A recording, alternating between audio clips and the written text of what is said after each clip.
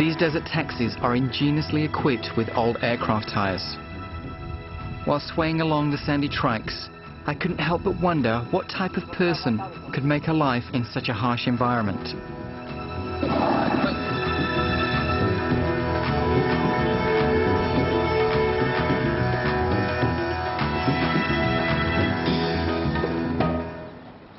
The Bishnoi are a proud Rajasthani tribal group who practice a religion that is an offshoot of Hinduism. The main difference being that Bishnoi have no castes. They consider all men equal. Most of the 29 religious principles focus on a deep respect for nature. They're vegetarian, will not kill any living creature or even cut down trees. Only dead wood can be collected and used. The homes of the Bishnoi are very simple. The floors and walls are constructed from mud and straw, which are regularly covered with fresh layers of cow dung.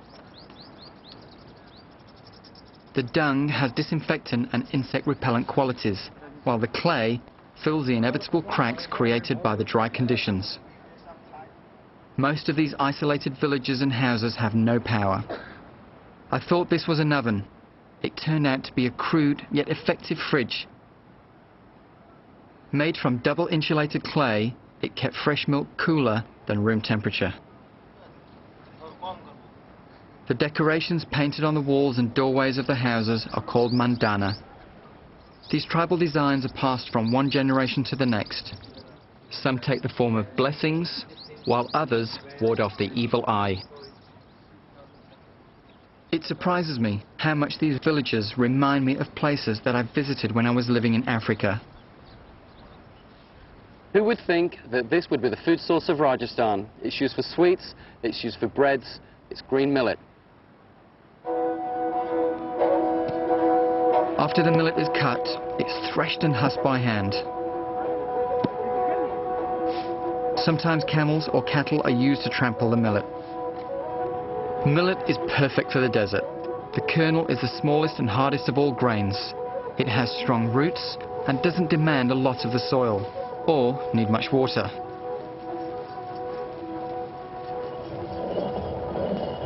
Now this is something you don't see every day. Traders in the desert with a camel and cart, they make these stones and then they go around and sell them to the villagers, and it's used for grinding down green millet into flour for their everyday staple, bread. Nitigat, a local Rajasthan aid group, organised for this travelling merchant's eyes to be operated on. His cataracts were successfully removed, but it seems he still can't part with his old broken glasses.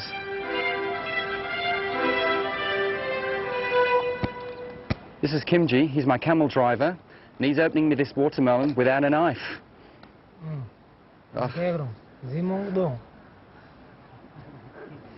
I'll take the biggest piece. Fresh and even slightly chilled.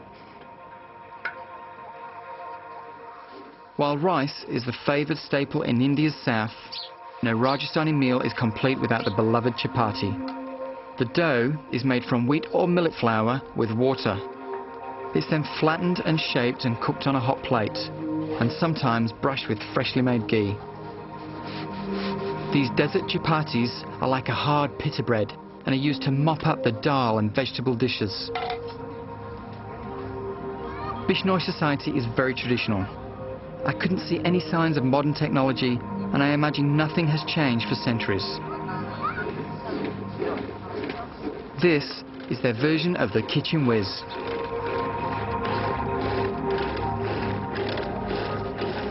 This lady is making butter from cow's milk that's been turned into yogurt.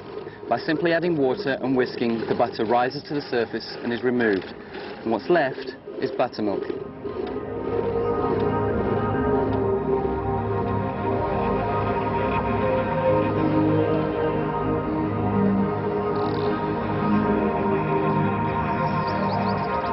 And now for something really different, cow dung and goat's droppings. They mix the two together, form these patties, it's then dried in the sun, and then they use it for fuel for cooking.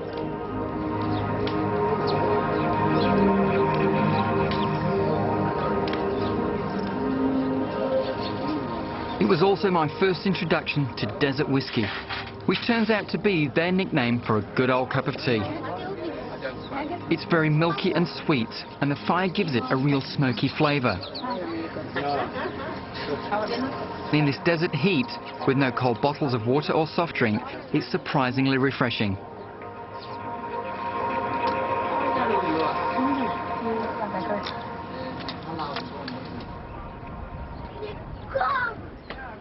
Water is obviously a precious commodity here, so much so that dishes are cleaned with dry sand only.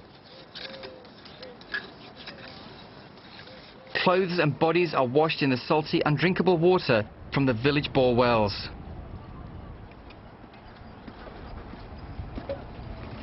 I'm taking a camel ride over to the next village. My friend Kenji here, he's leading the camel, so I'll let him do the work and I'll just sit back and relax.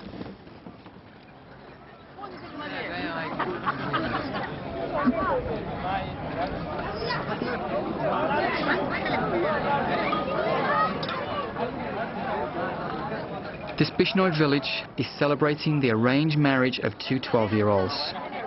They won't meet until they are considered mature enough to live together as a married couple.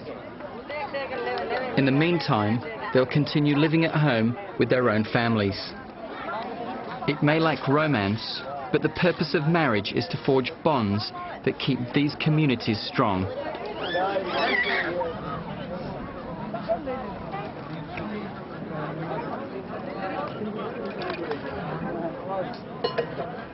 I've just stopped for a little bit of dessert, and traditionally this dish is served during times of celebration. It's called sira, and it tastes very similar to halva.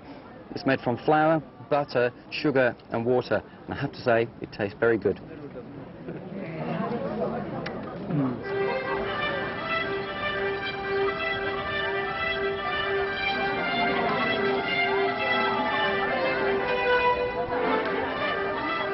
Jewellery is a woman's only real possession, and what she receives as a part of her wedding dowry appears to be worn in its entirety.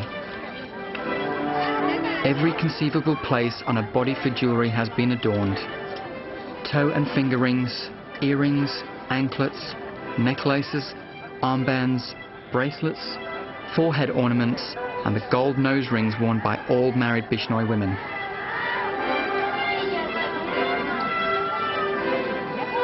Turbans are a statement of caste, religion or tribe. 10 meters of cloth, tied in a myriad of styles, each way revealing something about the man. Bishnoi men wear white as a symbol of modesty and equality.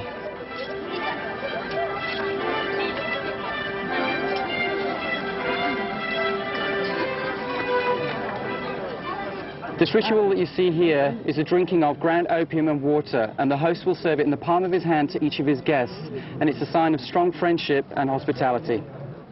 The dried milk of poppy seeds is mixed with water and filtered through muslin or camel wool.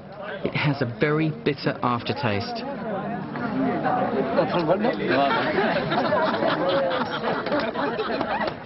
Because of its addictive nature, the Bishnoi use the opium in small amounts and only on select occasions. Gaju told me that anyone that abuses it is ostracized by the village.